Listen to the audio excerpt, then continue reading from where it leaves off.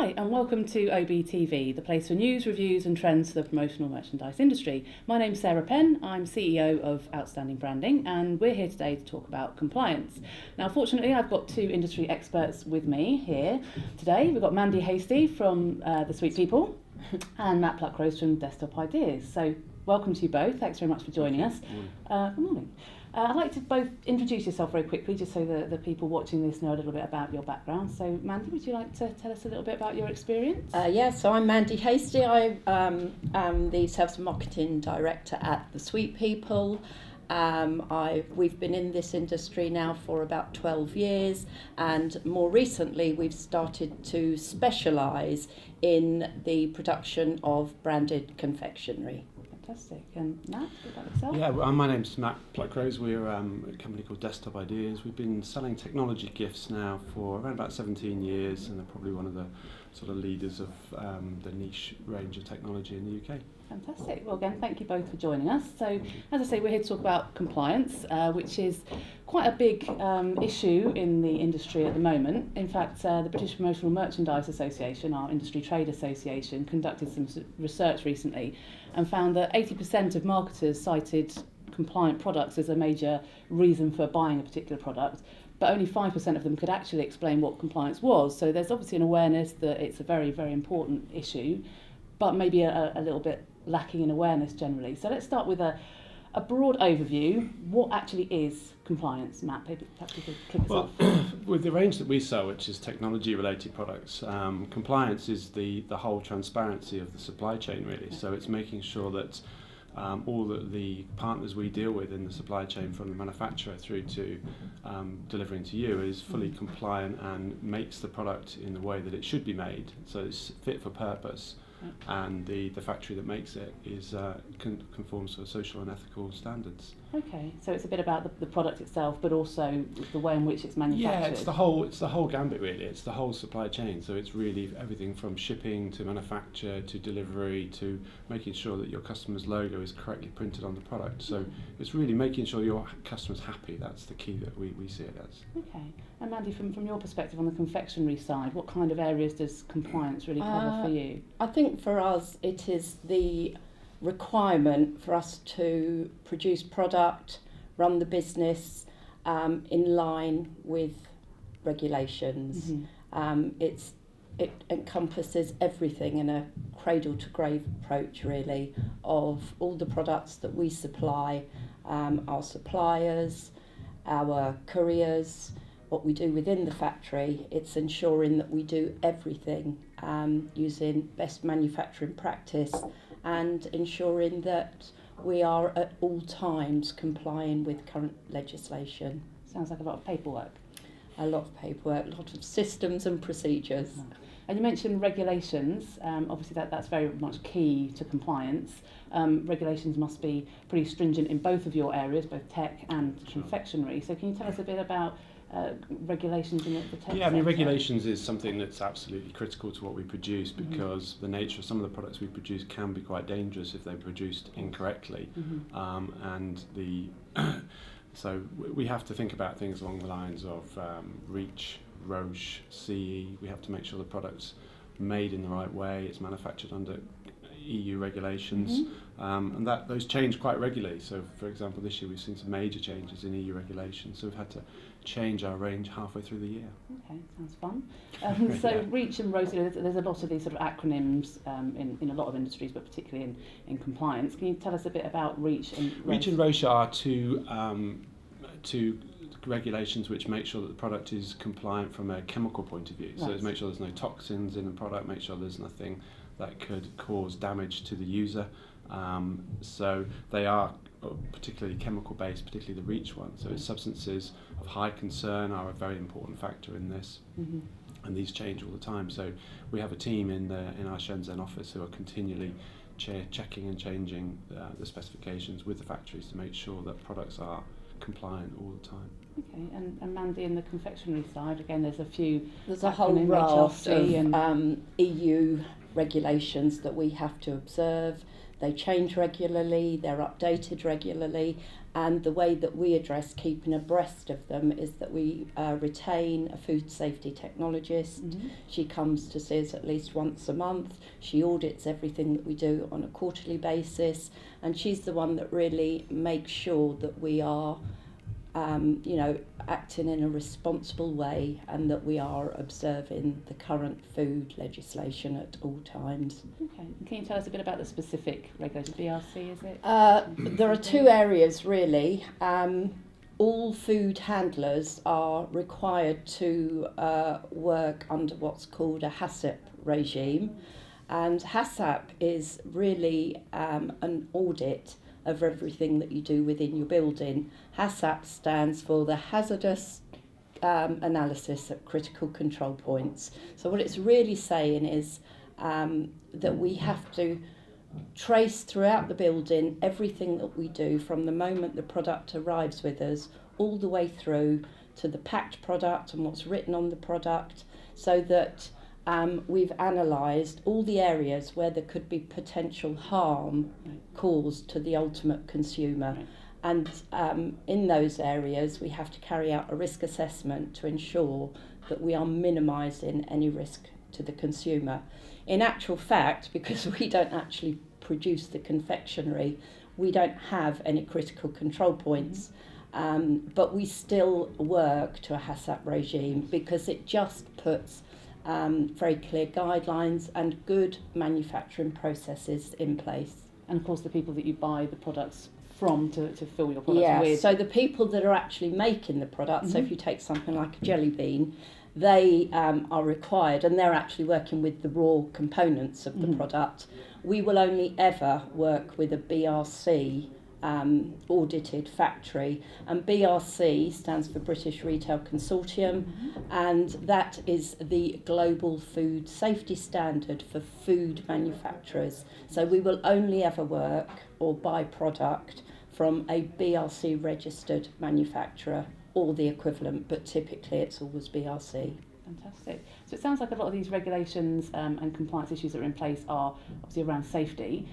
What's on the flip side of that? If someone were to buy a non-compliant product, what kind of risks are they exposing themselves and their end users to, the people who are receiving the goods that they're buying? Well, it's a very good question, and I suppose one of the recent scares in the very high-profile scare in the media was the case of Samsung, when a product was incorrectly made and led to massive brand damage for Samsung itself, and of course a large number of claims which was then made upon that company because they were producing a product which was incorrectly made. So it can be very dangerous for your customers to buy a product from a cheap or a sort of illegitimate source, because they can severely damage their own brand if that product then fails in the hands of their customers or consumers. And there have been examples as well in the sort of the giveaway sector, a very high profile case with power chargers that were given away by EE some time ago. Could that have been down to non-compliant product? It's the whole area is an interesting one, and it relates mainly perhaps to quality across the board really. Compliance is more a case of the product is technically compliant to regulations, but it's the overall quality assurance which is also important because of the product. The battery, for example, in a battery charger could be compliant, but if it's not made correctly, then that's when the fault sometimes happens. So it's part of the whole process of auditing our factories and making sure that the quality assurance is there, as well as the compliance. The two go hand in hand pretty much, really. Okay. So, as you say, these are all really very important issues, and we want to keep the marketers that are buying from us and the people that are using the product, we want to keep them safe. So marketers who might be watching this are going to be thinking, how can I tell that what I'm buying is compliant? Are there certain marks they should be looking for? Are there certain questions they should be asking a distributor? In the case of confectionery, how can people protect themselves?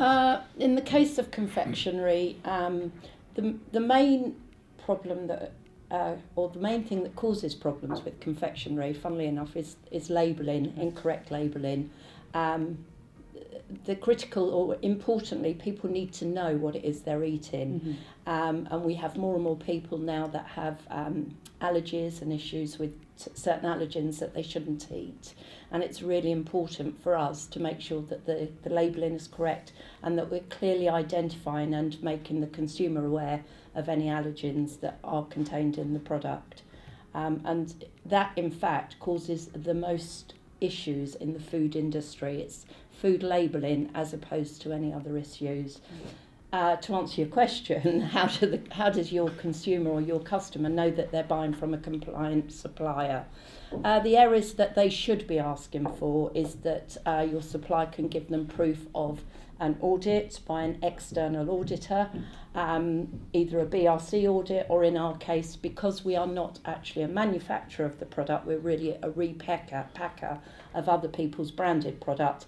We actually have a SALSA audit, and that's an external independent auditor that has come in and audited our processes and practices. And that's the guarantee that we're doing things in line with regulations and adopting good manufacturing processes. Brilliant. Because even though you're not manufacturing the product, obviously there are standards we were discussing earlier, in fact, about the actual packaging that you put these products into. Can you tell us what's required for the packaging? Correct. So if you take a pot of sweets, there are several areas that your consumer needs to be concerned with. Firstly, it's the actual product that's in the pot. So we need to be able to give you evidence that we've only ever purchased and used product from a BRC audited factory. So far as the packaging concerns, the area of most concern is if the packaging is in contact with the food itself, we have to be able to provide you with test reports to say there's absolutely no migration of any chemical or any product from the packaging to the food stuff. And when you look at the branding solutions, equally, we have to be able to prove to you that our branding methods will not cause any damage or harm to the food or the consumer.